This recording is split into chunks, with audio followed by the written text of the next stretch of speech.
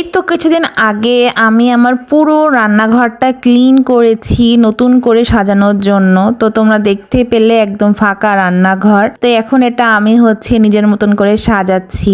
এই উপরের তাকটাতে আমি আমার নিত্য প্রয়োজনীয় যেসব জিনিস ব্যবহার করি সেগুলো রাখতেছি। আমার আর মিতুলের থাল, তারপর চায়ের বাসন, তারপর মগ, আর এখানে মানে জাস্ট বেসিক জিনিসগুলোই থাকবে। আর নিচের পোর্শনের তরকারির ঝুড়িগুলো রাখছিলাম। আর গ্যাসের পাশে আমি একদম ট্রে রেখে দিই যাতে আমি কাজ করার সময় যে চামচ বা খুন্তি থাকে সেগুলো যেন রাখতে পারি। আর এই উপরে চা, হলুদ, তেলের শিশিগুলো রাখছিলাম। আর এখানে হলো সস, ঘি, আরও যেসব জিনিসপাতি সেসব রাখছিলাম।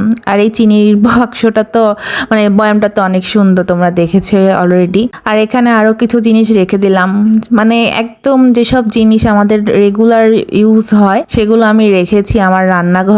যে নিচে চালের ড্রাম রাখলাম, চিনির একটা ঝুড়ি, আর এই যে বাকি যেসব গ্রোসারি আইটেম সেগুলো আমি বাইরের ওই র্যাকটাতে রেখেছিলাম। এখানে আমি একটা প্যান আর একটা বড় কড়াই রাখলাম।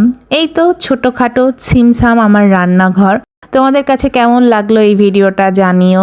আমি মানে একদম বলতে গেলে ফার্স্ট টাইমই রান্নাঘর এরকম ভাবে মানে সাজালাম আর কি। আস্তে আস্তে আরও নতুন নতুন জিনিস অ্যাড করব, তোমাদের সাথে শেয়ার করব সেসবের ভিডিও। আজকের মতন এখানেই শেষ।